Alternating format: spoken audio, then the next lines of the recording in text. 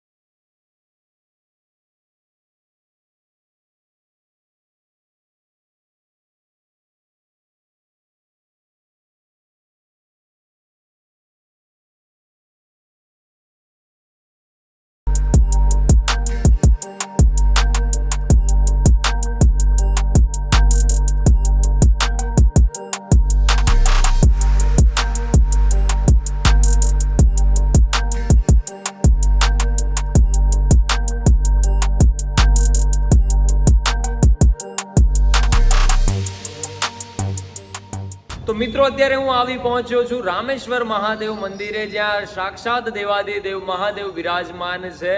અને આજે પવિત્ર શ્રાવણ માસના સોમવારે દેવાધિદેવ મહાદેવના દર્શન કરીને ખૂબ જ આનંદની અનુભૂતિ થઈ છે. અને આ લાભો અમને મળ્યો છે એટલા માટે ખરેખર દિલ બહુ જ પ્રસન્ન થઈ ગયું છે.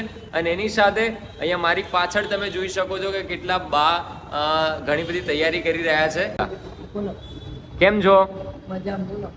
ઘરે બધા મજામાં ને? તમે આ શું કરી રહ્યા છો અત્યારે? ભગવાનની સેવા. સરસ.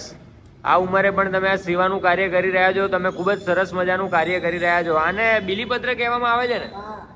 આ તો 40 વર્ષથી કરીએ છીએ. તમે છેલ્લા 40 વર્ષથી અહીંયા સેવા કરો છો એમ? તમે લોકો અહીંયા કેટલા વર્ષથી સેવા કરો છો? ફર્સ્ટ ટાઈમ જ આવ્યા છો તમે બા? હું તો 4 વર્ષથી છું. 4 વર્ષથી અહીંયા સેવા કરો છો ને? તમે પણ અહીંયા સેવા કરો છો ને? હા ભૈયા, यहाँ तो 20-25 साल से यहाँ.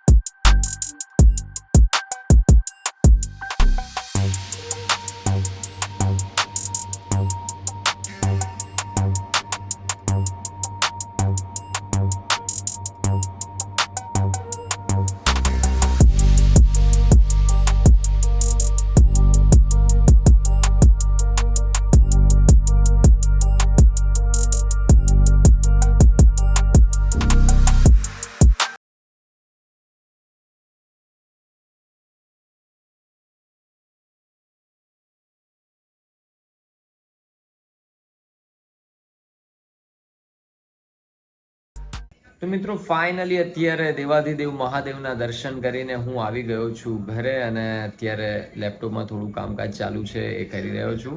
અને એની સાથે આ વ્લોગનો અહીંયા જ એન્ડ કરું છું. તો બધા જ લોકો આ વ્લોગ કેવો લાગ્યો એ કમેન્ટમાં અવશ્ય જણાવજો ને એની સાથે અમારી ચેનલને લાઇક કરજો, શેર કરજો, સબસ્ક્રાઇબ કરજો અને કાયમની માટે ઇન્સ્ટાગ્રામમાં પ્રેમ આપ્યો છે એવો જ પ્રેમ યુટ્યુબમાં પણ આપતા રહેજો એવી તમારા બધાથી આશા રાખું છું. એની સાથે બધાને જય માતાજી, જય મા ખોડિયાર.